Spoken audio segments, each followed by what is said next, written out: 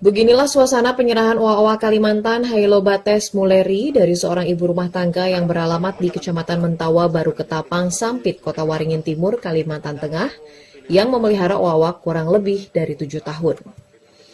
Ia harus rela melepas kepergian hewan kesayangannya ke pihak Balai Konservasi Sumber Daya Alam BKSDA Pos Sampit untuk direhabilitasi. Berawal dari pemberian salah seorang temannya Nurita di Desa Tumbang Manjul, Seruyan Hulu, Kabupaten Seruyan, owa-owa yang masih sangat kecil saat itu, bahkan belum ada bulunya, dipelihara dan dirawat dengan kasih sayang dan diberi nama Emo. Sadar hewan jenis primata yang dilindungi ini semakin besar dan adanya larangan memelihara hewan yang dilindungi, dengan kesadaran pribadi tanpa ada paksaan, Nurita menyerahkan hewan kesayangannya ke pihak BKSDA daerah setempat. Bu, gimana Bu, selama 7 tahun akhirnya hari ini berpisah? Ya sedih lah. Itu memang diberi nama siapa Bu? Emo. Emo? Iya. Saya merawat itu ya, memang sayang sih ya. Cuma kasihan gitu, dia mau bebas juga kan. Mungkin mau cari pasangan gitu. Makanya saya serahkan aja langsung. Kasihan, soalnya kan dia binatang yang dilindungi gitu, hewan yang dilindungi. Jadi nggak tega itu, biar aja kita serahkan dengan jelas gitu ya. Sementara itu, Komandan BKSDA Pos Sampit Muriansyah menuturkan owa-owa hasil penyerahan ini nantinya akan diserahkan ke BKSDA Wilayah 2 di Pangkalan Bun, Kota Waringin Barat untuk direhabilitasi sebelum dilepas liarkan kembali. Owa-owa ini dipelihara warga kurang lebih sekitar 7 tahun dan pada hari ini diserahkan kepada kami. Kalau untuk kondisi kesehatan secara umum seperti apa? Tadi sempat dilihat sekilas oleh dokter, karena nanti sampai Pangkalambun akan dicek ulang kondisi untuk saat ini dilihat kondisinya sehat. Nanti selanjutnya?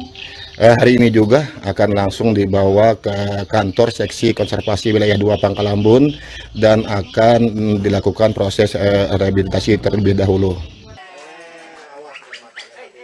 Kesadaran masyarakat di Kalimantan Tengah akan adanya larangan memiliki atau memelihara hewan yang dilindungi, yang masih banyak keberadaan hewan yang dilindungi di hutan Kalimantan Tengah sudah mulai sadar sehingga populasi kedepannya tidak punah. Dari Palangkaraya, Kalimantan Tengah, Redianto Tumon, Kantor Berita Antara, mewartakan.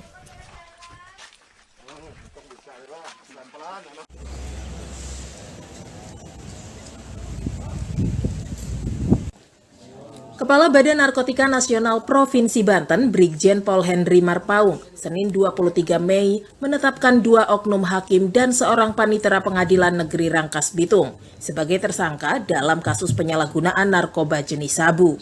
Semula tim berantas narkoba dari BNN Provinsi Banten menangkap 4 orang yakni Ras, YR, DA, dan H. Namun 1 orang berinisial H selaku asisten YR masih belum ditetapkan tersangka. Oknum hakim berinisial YR dan DA ditangkap dan ditetapkan sebagai tersangka bermula dari pengembangan penangkapan Ras yang diketahui sebagai panitera pada Pengadilan Rangkas Bitung saat mengambil paket kiriman barang haram tersebut yang dikirim melalui jasa pengiriman barang. Sementara itu, selain menyita 20,6 gram sabu, petugas yang melakukan penggeledahan di ruang kerja YR selaku pemilik dan DA selaku pengguna juga menyita sejumlah barang bukti seperti alat hisap bong, pipet, mancis, dan tempat kacamata yang diakui kerap digunakan untuk menyimpan sabu. Hal itu diungkap Kepala BNN Provinsi Banten pada pengungkapan sejumlah kasus penyalahgunaan narkoba di wilayah Banten yang digelar di halaman kantor BNN Provinsi Banten, Kota Serang. Makanya di mana aja, Pak? Di pengadilan atau di mana ini? Banyak tempat, katanya ada beberapa tempat. Menurut pengakuan yang bersangkutan, banyak beberapa tempat mereka lakukan untuk menggunakan. Kalau mereka rata-rata 1 tahun. Untuk inisial hakim yang diamankan? Y, D, Ras, itu. Ya. Barang buktinya 20,600 sekian gram. Itu dari tangan Ras. Karena Ras lah yang mengambil ke jasa pengiriman. Sementara itu, 3 oknum pegawai Pengadilan Negeri Rangkas Bitung dijerat dengan sejumlah pasal pidana pada Undang-Undang tentang Narkotika dengan ancaman hukuman minimal 4 tahun penjara dan denda paling sedikit 800 juta rupiah. Dari kota Serang, Banten, Susmiatun Hayati, Kantor Berita Antara mewartakan.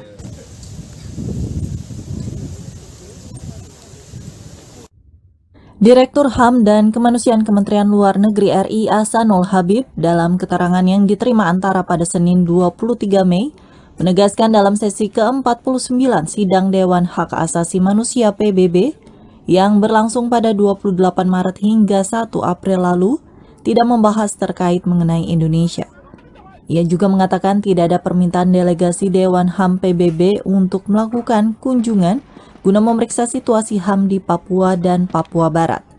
Menurutnya, Dewan HAM PBB menyerahkan sepenuhnya peraturan kepada pemerintah Indonesia. Dijelaskannya, pemerintah Indonesia hanya menyampaikan undangan untuk melakukan peninjauan terhadap pembangunan dan pencapaian di Papua dan Papua Barat. Menurutnya, hal itu sama sekali tidak terkait dengan kerangka investigasi. Terkait dengan beredarnya berita bahwa pada tahun 2022 akan ada kunjungan KTHAM ataupun special rapporteur tertentu ke Provinsi Papua maupun Provinsi Papua Barat, dapat kami sampaikan bahwa tidak ada permintaan atau rencana kunjungan untuk tahun 2022 ini. Karena apa? Karena kantor KTHAM menyerahkan sepenuhnya pengaturan kepada pemerintah Indonesia. Sebelumnya, Komisaris Tinggi PBB untuk HAM menerima laporan dari organisasi non-pemerintah mengenai situasi HAM di Papua dan Papua Barat. Pemerintah Indonesia pun telah melayangkan surat ke Dewan HAM PBB melalui kelompok pakar independen mengenai klarifikasi dan penjelasan terkait hal tersebut. Tim Kantor Berita Antara mewartakan.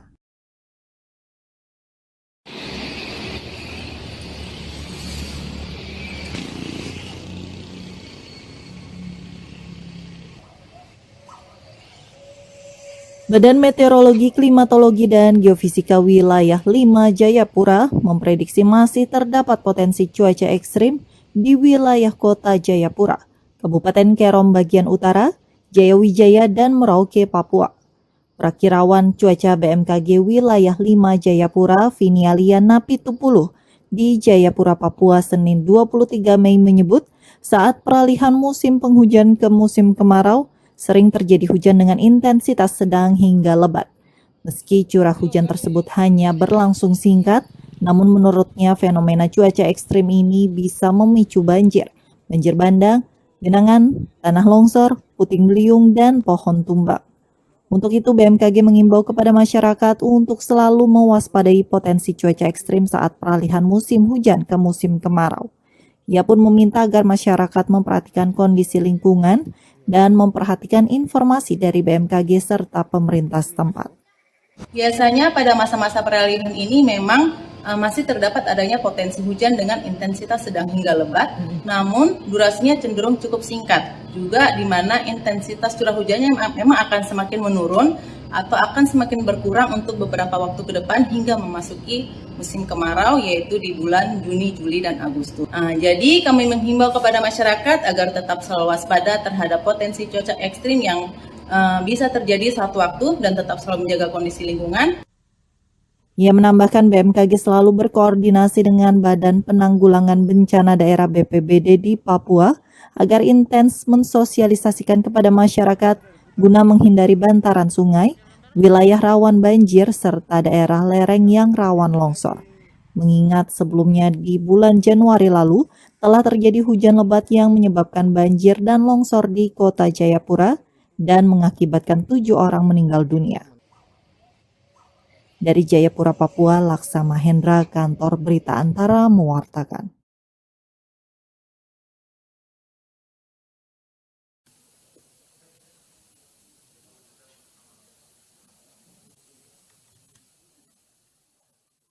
Menteri Keuangan Sri Mulyani menyatakan realisasi belanja subsidi hingga April 2022 melonjak dibandingkan tahun lalu. Hal ini disebabkan oleh kenaikan ICP, percepatan pencairan kurang bayar subsidi energi, dan peningkatan volume penyaluran barang bersubsidi. Dalam konversi pers di Gedung Kementerian Keuangan Jakarta, Senin 23 Mei, Menteri Keuangan menjelaskan pemerintah mengajukan penambahan alokasi belanja subsidi ke DPR. Pasalnya, kenaikan harga komoditas berdampak pada meningkatnya beban subsidi. Subsidi BBM dan listrik pada tahun 2022 melonjak dari 23 triliun rupiah di tahun 2021 menjadi 34,8 triliun rupiah. Kemudian subsidi listrik menurun dari 13,7 triliun rupiah di tahun 2021 menjadi 11,6 triliun rupiah di tahun 2022. Pupuk juga menurun, yakni 1,8 triliun rupiah. Akan tetapi, bunga kredit program melonjak menjadi 8,3 triliun rupiah dan subsidi non-energi sebesar 100 miliar rupiah. Adapun penyaluran subsidi di tahun 2022 antara lain mencakup BBM sebanyak 4,1 juta kiloliter, LPG 3 kg sebanyak 1,9 juta metrik ton, listrik sebanyak 38,4 juta pelanggan, pupuk sebanyak 3 juta ton, debitur kur sebanyak 2,7 juta senilai 125,6 triliun rupiah, dan subsidi perumahan sebanyak lebih dari 38.000 unit. Kamis kemarin kita sudah mendapatkan persetujuan DPR untuk menambah alokasi subsidi dan kompensasi. Untuk tahun ini kita akan membayarkan tambahan subsidi 74,9 triliun, yaitu untuk BBM dan LPG 71,8 triliun dan untuk listrik 3,1 triliun ditambah lagi dengan kompensasi. Bagi Sri Mulyani, melonjaknya belanja subsidi ini menggambarkan aktivitas ekonomi mulai pulih, serta permintaan barang-barang bersubsidi melonjak. Ia meminta Pertamina untuk mengendalikan bahan baku energi. Sri Mulyani menambahkan, pihaknya meminta kepada DPR untuk menyetujui penambahan kompensasi untuk BBM di tahun 2022 dan kompensasi tahun 2021 sebesar 270 triliun rupiah. Dari Jakarta, Rizalul Fikri, Kantor Berita Antara, mewartakan.